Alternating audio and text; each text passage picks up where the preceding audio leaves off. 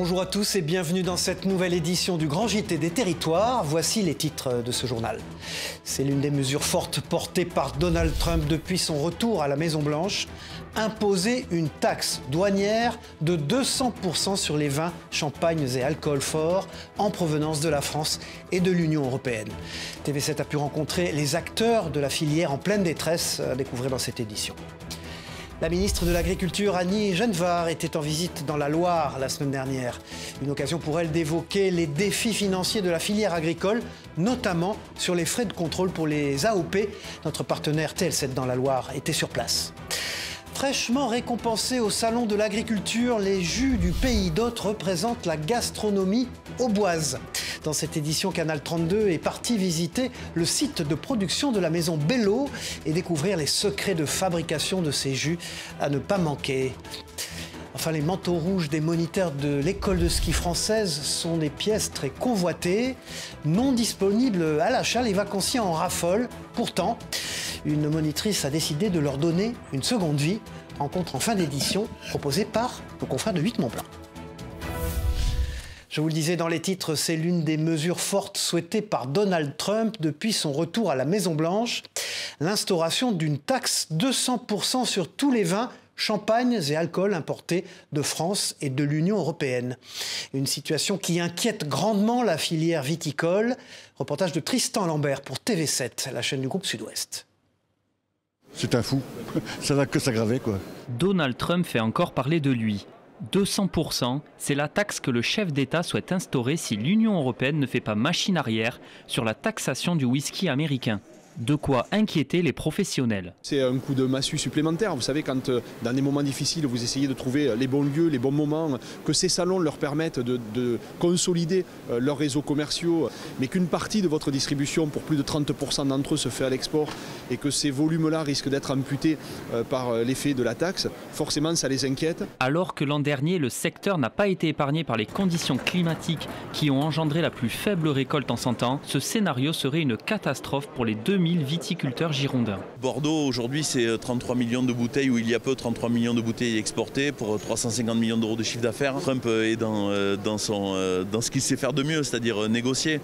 Aujourd'hui, il nous promet des choses exorbitantes. Il nous impose aujourd'hui à la réflexion et à la négociation. Et je pense qu'à ce titre, il faut être ferme, il ne faut pas baisser les bras. L'Europe a une carte à jouer. Une carte à jouer pour venir en aide à une profession plongée dans l'incertitude.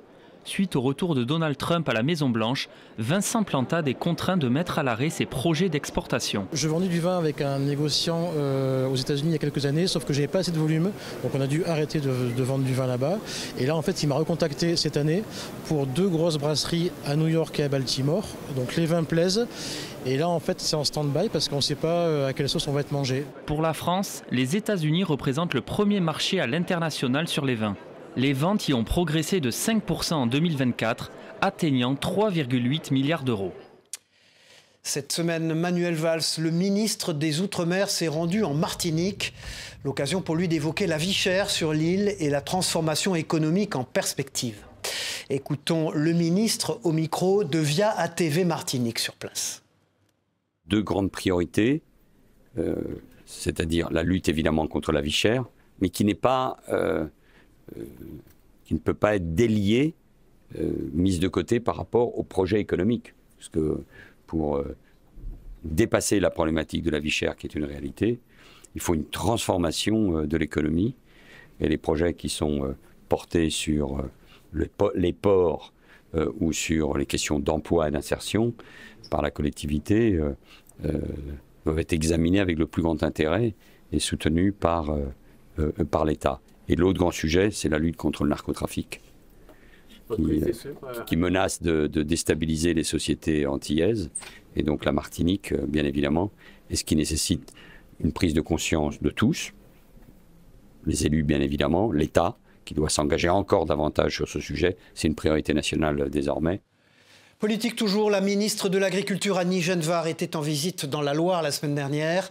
De passage dans l'exploitation d'un couple d'agriculteurs, il était notamment question d'évoquer les problèmes d'origine financière que rencontre la profession. Notamment sur les frais de contrôle pour les AOP, appellations d'origine protégée. Explication avec ce reportage de TL7 dans la Loire, Thibaut Rivière. impressionné. C'était la réaction du couple Chaise lors de cette rencontre avec Annie Genevard. La ministre de l'Agriculture a décidé elle-même de visiter leur production. D'abord, on est en système de polyculture élevage qui est vraiment un système très intéressant, très équilibré. On est dans un élevage bio. On est dans une diversité d'animaux, un fromage patrimonial, une production à la ferme et vente directe. Il faut aussi montrer les modèles qui marchent, qui sont vertueux et qui sont l'avenir de la profession. Et même si la membre du gouvernement est très élogieuse sur l'agriculture dans le département de la Loire, il reste des problèmes à évoquer. Niveau financier, c'est vrai que ça reste très compliqué. Le coût des contrôles. Oui. Pour faire simple, sur un AOP comme le nôtre, on a à peu près 40 000 € de budget par an entre les cotisations, les aides et tout. Il y a entre 10 et 15 000 € qui vont au contrôle. Et c'est vrai qu'un jeune qui s'installe pour lui dire « Viens chez nous, on fait quand même quelque chose de bien, c'est l'avenir. » Enfin, c'est l'avenir. On essaye de sauver un patrimoine quand même. Oui.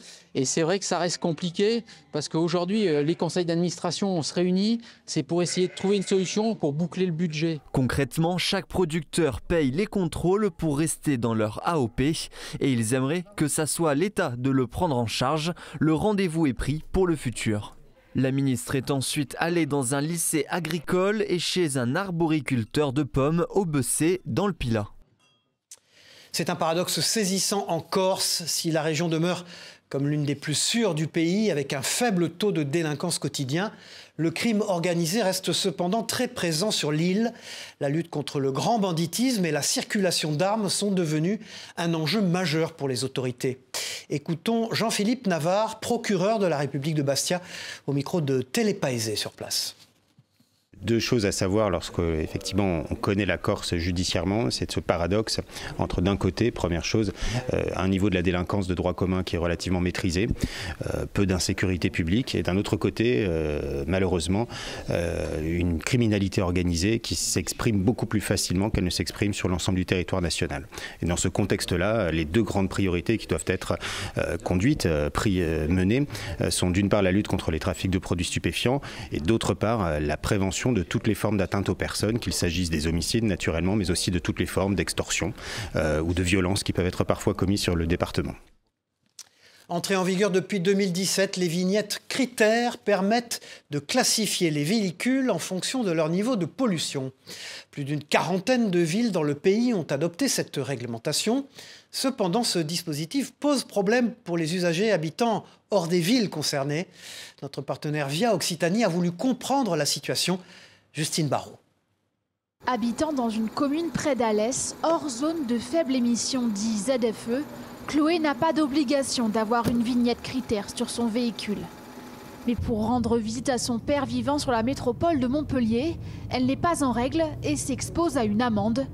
Aujourd'hui, si la vignette, elle, coûte moins de 4 €, elle craint de voir son véhicule interdit à la circulation et ne pas avoir les moyens d'en changer. Moi, je suis à 25 000 € à l'année. C'est ce que coûte une voiture. Donc en fait, c'est pas possible. Opposée au principe même de la mise en place de ce dispositif, Chloé a multiplié les courriers aux élus de Nîmes et de Montpellier, dont les métropoles sont déclarées ZFE. Elle adhère aujourd'hui à une association qui a déposé un recours juridique contre celle de la capitale héroltaise, association défendant les libertés fondamentales, qui avait déjà œuvré contre le pass sanitaire pendant la crise du Covid. Ce sera très difficile de combattre le principe même de la ZFE. Le juge n'est pas le législateur, or c'est un choix politique dans lequel la France est engagée, et il ne revient pas au juge administratif, notamment, de pouvoir discuter de ce choix politique. En revanche, je pense, et c'est ma stratégie, que nous pouvons localement contester les mesures d'application. Un même véhicule, selon que sa finalité est une finalité professionnelle ou personnelle, sera soumis à deux régimes différents. Un régime d'autorisation pour la finalité professionnelle et un régime de sanction et d'interdiction pour la finalité personnelle.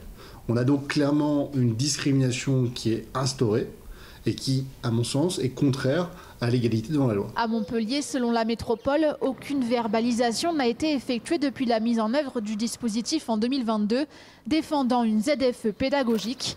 Une non-verbalisation confirmée jusqu'en 2027 par un moratoire voté le 13 février dernier par les élus qui repoussent également l'extension de la zone à toute la métropole montpelliéraine. Depuis plus de 600 ans, la Poste évolue au rythme des besoins et des innovations. Le numérique force les agences postales à se réinventer et à proposer divers services pour mieux répondre aux besoins des territoires. Partons maintenant en Moselle pour découvrir différents cas de figure. Un reportage d'ailleurs de Moselle TV. Alors j'ai un recommandé.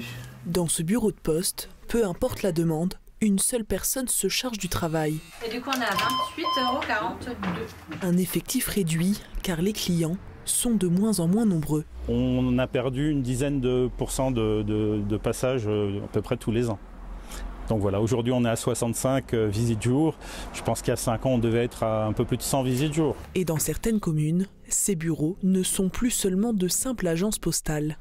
Reconstruit en septembre 2024 après avoir été détruit pendant les émeutes, ce bureau assure un service postal, mais pas seulement. Donc on va se connecter sur le site de la CAF. Une antenne France Service y a été installée, une opportunité pour les habitants d'être aidés dans leur démarche. Situé dans un quartier prioritaire, ce bureau a aujourd'hui un vrai rôle social. C'est précisément le genre de quartier, le genre de population qui a souvent besoin d'être accompagnée.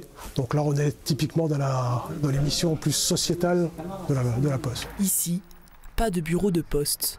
La commune a réaménagé ce bâtiment en 2018 pour y installer une agence postale communale combinée à une structure France Service. L'avantage, c'est qu'on a tout au même endroit. C'est vraiment quelque chose qui est ancré ici et je pense qu'il draine beaucoup de monde. Les gens peuvent acheter des timbres, déposer les tricolis, retirer les recommandés, effectuer des opérations financières de dépannage. C'est vraiment un plus pour notre commune.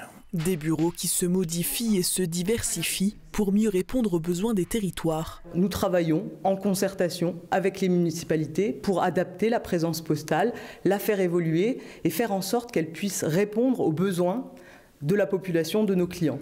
Aucune fermeture de bureau de poste n'est prévue sur le territoire, seulement des ajustements pour s'adapter à la nouvelle clientèle, quand l'ancienne peine parfois à accepter ces changements. Tout autre chose maintenant, ce sont des incontournables de la gastronomie auboise. Les jus du pays d'Hôte viennent d'être récompensés lors du Salon international de l'agriculture à Paris. Des récompenses qui devraient permettre à la maison Bello d'obtenir l'indication géographique protégée. Immersion, regardez sur ce site de production avec notre partenaire Canal 32. C'est le royaume des cavistes ici, voilà. 2 médailles du concours général agricole s'ajoutent au palmarès déjà bien garni de la maison Bello. La première en argent pour son jus de pomme trouble et la seconde en or pour son jus pétillant. On est vraiment étonné d'un côté que ce produit soit reconnu et remis en avant. Et c'est une très très bonne nouvelle pour nous parce que ça fait partie de notre cœur de gamme depuis très longtemps. Le concours général agricole a une particularité, son jury est mixte. Il est composé à la fois de consommateurs et de professionnels. Donc ça veut dire que quand on arrive à avoir une médaille dans ce concours-là, c'est vraiment que notre produit correspond à tous les critères du métier. On plaît aux consommateurs, on a une typicité qui plaît aux professionnels et ça c'est vraiment important et c'est vraiment une très belle récompense sur ces points-là. Pomiculteurs, cavistes, personnel de laboratoire ou commercial, ces médailles viennent récompenser le travail de nombreux acteurs. La particularité des jus du pays d'Hôte, une acidité qui compense la sensation sucrée. Là c'est ça, avoir toutes les valeurs physico-chimiques du jus qui peuvent nous intéresser, donc là notamment l'acidité totale qui va être ressentie en bouche. Elle est due au sous-sol de craie et de sable et aux variétés de pommes de la région. Les jus sont le fruit d'un travail réfléchi d'assemblage censé garantir leur qualité d'année en année. On est complètement sur le même métier qui est un peu plus connu ici que le champagne. On va assembler des origines, des coteaux. Ces médailles représentent aussi un premier pas dans l'obtention d'une indication géographique protégée pour les cidres et les jus de pommes du pays d'Hôte, un projet né en 2022. Ça fait 3 ans qu'on travaille dessus, mais à chaque fois qu'on a une petite victoire comme ça, eh ben, ça nous remet du baume au cœur. Le but final se rapproche au fur et à mesure et on a tout ce qu'il faut pour y arriver. Les appellations et les labels rassurent les consommateurs en quête de produits locaux. L'IGP est donc un objectif de la maison Bello qui produit plus de 300 000 bouteilles par an. C'est un problème que beaucoup de Français ont pu rencontrer. Que faire de la dépouille de son animal de compagnie après son décès ? Alors que la loi interdit de l'enterrer dans son jardin, 2 amis ont décidé de créer un crématorium pour animaux dans le Finistère. Une première dans le département. Regardez ce reportage émouvant de TBO, la chaîne du groupe Le Télégramme. Dès que vous êtes prêts, vous pouvez sortir et venir me rejoindre. Violaine et Jean-Christophe se recueillent devant leur chien Islande. À sa mort, ils l'ont amené au crématorium pour animaux de Milizac pour qu'il soit incinéré. Nous sommes très proches de nos animaux et le fait d'avoir cet établissement chez nous, puisque nous sommes des locaux, c'était l'idéal pour aller jusqu'au bout avec notre animal. Ouvert depuis septembre 2024, Crémalis est le premier crématorium pour animaux du Finistère. À sa tête, 2 amis, Mickaël Postec et Alain Baudry. C'est à la mort de leurs animaux qu'ils ont découvert que le crématorium le plus proche se trouvait à Josselin, dans le Morbihan. Ils ont alors souhaité créer un service de proximité et surtout accompagner les familles pour faciliter leur deuil. C'est quelque chose qu'on fait vraiment avec le cœur. Nous, on a décidé vraiment d'ouvrir ce crématorium pour accompagner les familles. C'est vraiment notre objectif principal parce qu'on se rend compte aussi que les familles, quand elles viennent chez nous, il y a une sorte d'apaisement pour elles. Il est possible de déposer son animal directement au crématorium ou chez un vétérinaire qui travaille avec Crémalis. Comptez entre 149 et 315 € pour une incinération. Qui n'a jamais eu d'appréhension à l'idée de passer une IRM? Un moment long, stressant, parfois bruyant, d'autant plus pour les enfants. Alors, pour rassurer les plus petits qui vont passer cet examen, l'hôpital du Mans s'est doté d'un simulateur. Est-ce une solution d'avenir pour apaiser les enfants avant le vrai scanner? Découvrez cette nouvelle machine avec notre partenaire LMTV Sarthe, Colin Ancel. C'est quand même impressionnant. C'est un IRM factice pour les enfants, un véritable test immersif. Grâce à l'association des Blouses Roses, le centre hospitalier du Mans se dote d'un simulateur ludique. Le but, préparer les plus jeunes patients à un examen exigeant. Ça concerne 245 enfants en 2024. On sait pertinemment que ça peut être compliqué parce que c'est un examen qui dure longtemps, qui fait du bruit et avec un environnement inconnu et une sensation d'enfermement. Donc c'est toujours assez complexe. Donc la préparation en amont est forcément indispensable. Un simulateur qui enregistre tous les mouvements et l'affiche à l'issue de chaque session. Ça consiste en fait à montrer aux enfants à rester immobiles pendant une vraie IRM. Et donc là, d'une façon plus ludique, ils sont filmés pendant les essais et après ils voient leurs gestes. Le jeune dispose de 3 sessions tests. Utilisé dans plus de 30 hôpitaux à travers le monde, le simulateur permet d'éviter la sédation ou l'anesthésie dans 80% des cas. Concrètement, on va le faire venir 45 minutes avant son heure de rendez-vous pour qu'il puisse faire son entrée administrative auprès de l'accueil de l'hôpital et ensuite être accueilli en imagerie et pris en charge par les Blouses Roses. Comme ça, on a normalement une vingtaine de minutes sous l'équipement d'IRM en jeu par les Blouses Roses et ensuite on passe sur la grande IRM. Le coût total de l'opération est de 25 000 € financé par les Blouses Roses soutenues par le mécénat. Il est encore possible de financer le projet sur le site Hello Asso. Et puis cette semaine, vous pourrez retrouver en kiosque une nouvelle édition du magazine Le Point, consacré à la ville de Marseille. Ce nouveau numéro propose un focus sur le centre-ville de la cité phocéenne et la manière dont il doit se réinventer suite au changement de consommation des habitants. Vous pourrez également retrouver un entretien avec Benoît Payan, le maire de la ville, ainsi qu'un dossier sur le timide rebond de l'immobilier à Marseille. Cette édition spéciale du Point est bien sûr à retrouver dans tous vos bons kiosques. Voilà, répéter les efforts à haute intensité, c'est le quotidien des sportifs professionnels. Des matchs ou des compétitions toutes les semaines, voire plusieurs fois par semaine. Mais alors, comment font-ils ? Quel secret se cache derrière la préparation physique ? Télé Grenoble nous propose une immersion avec des hockeyeurs professionnels de Grenoble. Regardez. 60 minutes plein gaz, fois 44 matchs de saison régulière, plus 5 matchs de Coupe de France, plus 5 matchs de Coupe continentale.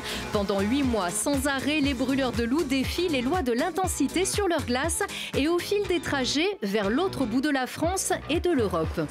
On est quand même habitué, c'est vrai qu'en ce moment on voyage beaucoup. Donc on n'a pas beaucoup de temps de repos, donc il faut bien les exploiter quand on en a.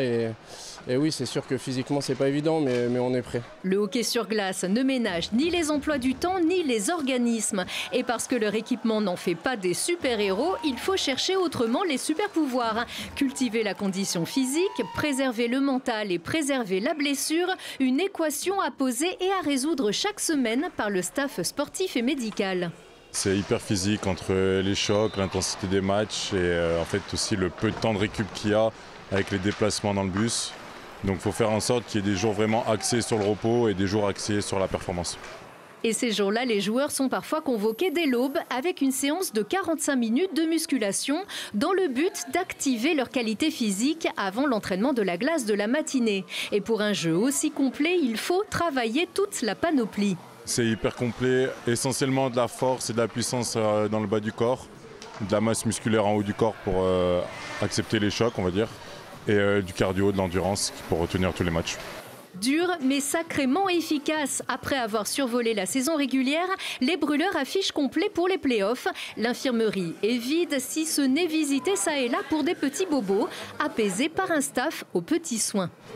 Depuis tout petit, on patine, on fait du hors-glace, donc il faut aussi apprendre à prendre soin de son corps. C'est sûr qu'on les sollicite tellement avec l'entraînement, les matchs, le hors-glace, qu'il faut aussi savoir apprendre à se détendre aussi, à maintenir notre corps en forme, en pleine santé, et puis voilà.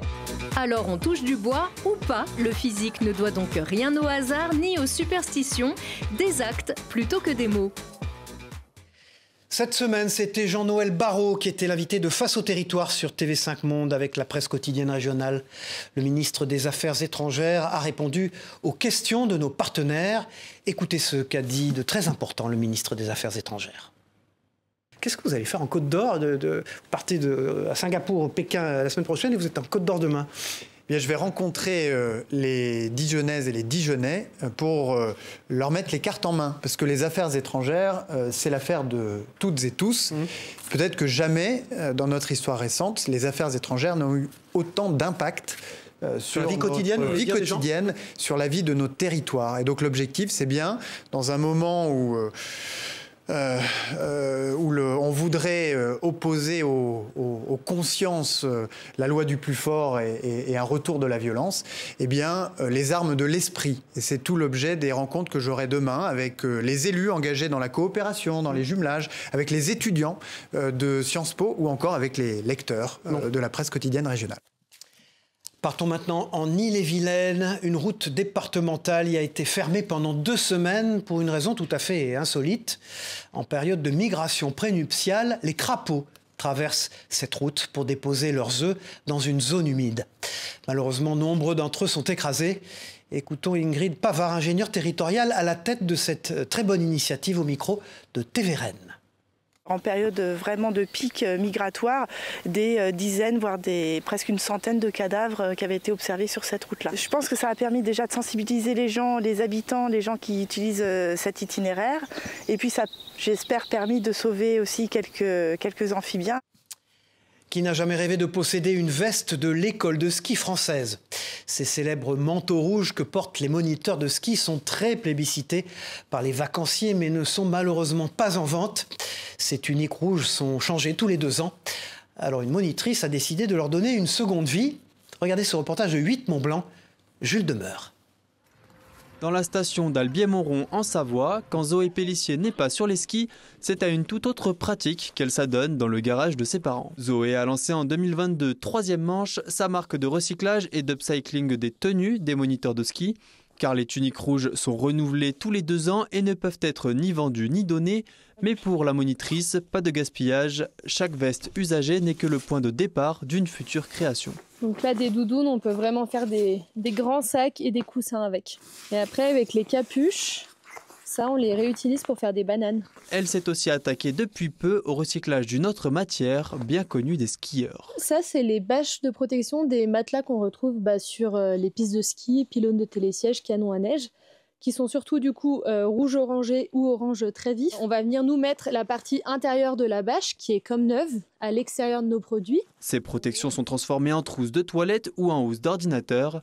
Et pour donner vie à toute cette créativité, la jeune femme a installé son petit atelier, toujours dans la station d'Albier-Moron, pour une production la plus locale possible. Tout le désassemblage, lavage, tri de la matière, ça se passe à Albier. Donc voilà, très local. Et ensuite, après, donc pour la production, il y a une partie qui est faite en interne donc, par ma grand-mère et moi. Donc on fait des porte-clés, porte-monnaie, pochettes et les coussins qui sont rembourrés avec l'intérieur des tenues de ski. Et après, on bosse avec des ateliers de réinsertion professionnelle, pareil, sur le bassin chambérien et une couturière indépendante qui est à Saint-Étienne, à côté de Lyon. Depuis 2022, Zoé a recyclé près de 1000 tenues de ski, avec lesquelles une vingtaine de produits sont proposés aujourd'hui. Des créations disponibles majoritairement sur le site de la marque, mais aussi dans quelques boutiques locales qui soutiennent le projet. On adhère complètement à la démarche de Troisième Manche.